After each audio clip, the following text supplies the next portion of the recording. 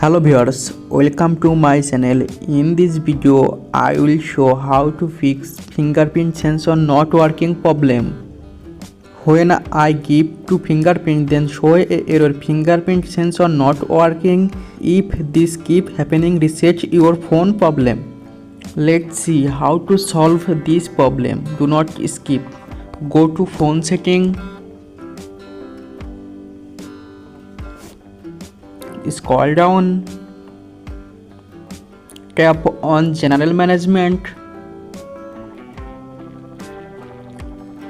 scroll down, tap on reset, click on reset all setting,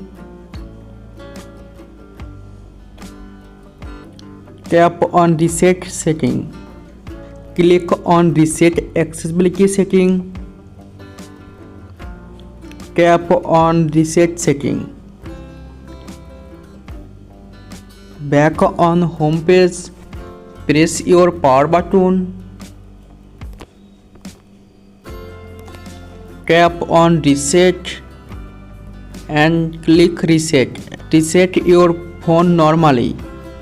Now open on setting, scroll down, tap on lock screen, click on lock and biometrics, tap on fingerprint, tap on add fingerprint, done. Thanks for watching.